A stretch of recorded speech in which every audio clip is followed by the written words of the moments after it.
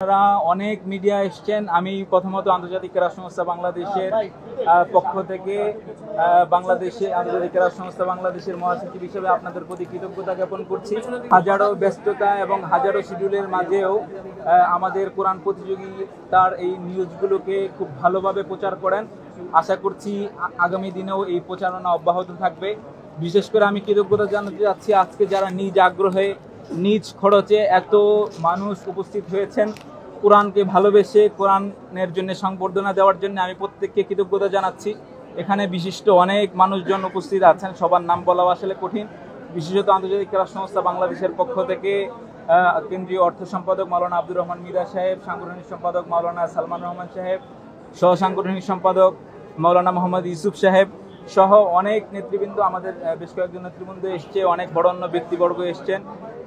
Markazul ফুরকানের principal আমাদের মোশাররফ মাহমুদ সাহেব এসছেন, সাইফুল ইসলাম পারভেজ সাহেব আসছেন, মাওলানা ইলিয়াস লাহোরী সাহেব আসছেন, সাইফুল ইসলাম সাহেব আসছেন, অনেক গুণীজন, আলহেরা কিডস হেভেনের সম্মানিত পরিচালক মজুমদার ভাই আসছেন, অনেক অনেক অনেক বরেণ্য মানুষ এসছেন। আমি সবাইকে অনেক অনেক কৃতজ্ঞতা জানাচ্ছি এবং প্রত্যেকটা কোরআনের বিজয়কে এরকমভাবে উৎসাহ উদ্দীপনা দেওয়ার জন্য আমি সবাইকে আহ্বান রাখছি। আশা করছি আগামী দিনেও ইনশাআল্লাহ আপনাদের সাথে নতুন কোনো বিজয় নিয়ে দেখা হবে। সেই পর্যন্ত সবাই ভালো থাকবেন, সুস্থ থাকবেন। জাযাকুমুল্লাহু খাইরান। আসলে সব অনুভূতিগুলো আসলে ব্যক্ত করা যায় না। বিশেষ করে মহান আল্লাহর পবিত্র কালাম, এটা পৃথিবীর শ্রেষ্ঠ কালাম, এটা নিয়ে প্রতিযোগিতা করা এবং সেটা নিয়ে বিজয় অর্জন করা, এটার যে কি অনুভূতি এটা ভাষায় ব্যক্ত করতে পারবো না। আসলে মানে বিশেষ করে আমার আনন্দটা এখানেই যে নিজের মাতৃভূমিকে সেখানে প্রেজেন্ট করার মাধ্যমে বাংলাদেশের একটা বিজয় এসেছে এবং সেটা আল্লাহর পবিত্র কোরআনের মাধ্যমে। এর চেয়ে বড় আমি অর্জন এবং আমার জন্য এবং আমার দেশের জন্য যে সুনাম, এর উপরে আমি মনে করি না যে আমার আর কোনো খুশি থাকতে পারে এর উপরে। আপনি যে অর্জনটা বাংলাদেশের জন্য নিয়ে আসছেন, এটা তো আপনার মতো অনেক তরুণ বা আপনার অনেক যারা এই কোরআনের আলো ছুঁয়ে দিতে চায়, তারা তো জিনিসটাকে ইন্সপিরেশন, তাদের জন্য কি বার্তা বা কি মেসেজ থাকবে আপনার? আমার তাদের জন্য মেসেজ থাকবে যে তারা যেন কোরআন নিয়ে এগিয়ে যায় বরাবরের মতো।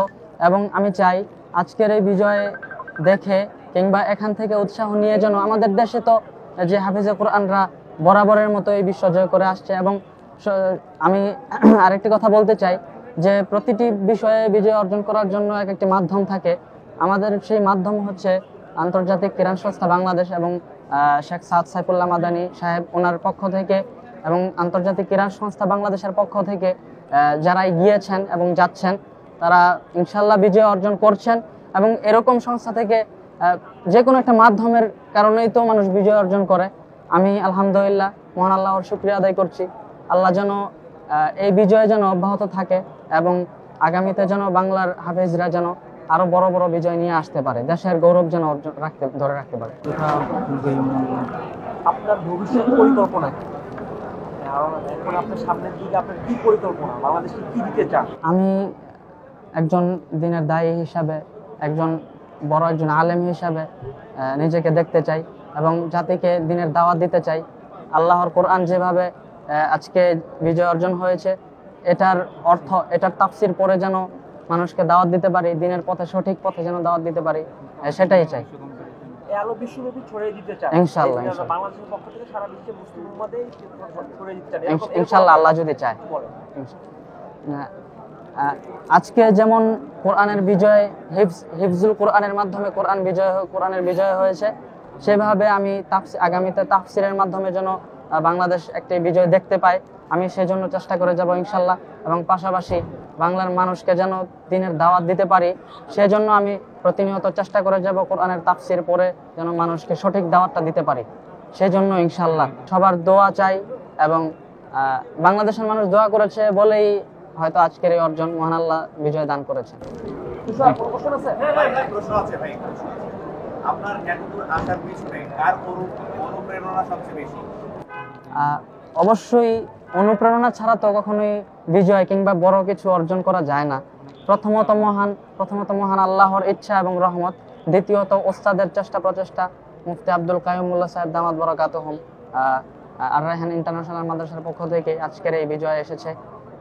এবং এবং বাবা মা তো অবশ্যই, বাবা মার দোয়া ছাড়া তো অলওয়েজ সবার দোয়া ছিল বাংলাদেশের মানুষের, এবং আমার প্রিয় শুভাকাঙ্ক্ষী যারা আছেন, বাংলার মানুষ যারা আছেন, বাংলার মানুষ দোয়া করেছেন বলেই আজকের এই অর্জন হয়েছে। আল্লাহ পাক কবুল করেছেন। আপনার বাবার মুখে শুনছিলাম যে আপনার মায়ের কারণে আসলে আপনার মাদ্রাসা লাইনে লেখাপড়া করা হবে। জি জি, যদি আমাদেরকে একটু বলতেন যে মার খারাপ আপনাকে। এগুলো আসলে অনেক বড়, ছোট থেকে আজ পর্যন্ত কত রকম গল্প আছে। তবে যেটা বলেছেন, আসলে মাই হচ্ছে পৃথিবীতে আসার পর তো যে প্রথম যে শিক্ষক থাকেন, প্রথম যে শিক্ষাটা দিয়ে থাকেন মা বাবা মার মাধ্যমেই হয়। এরপর ওস্তাদের প্রচেষ্টার মাধ্যমে এই বিজয় অর্জন করা সম্ভব হয়। আপনি যে তেলাওয়াতটা করে বিশ্বজয়ী হয়েছে, সেই তেলাওয়াতটা যদি আরেকটু শোনাতেন।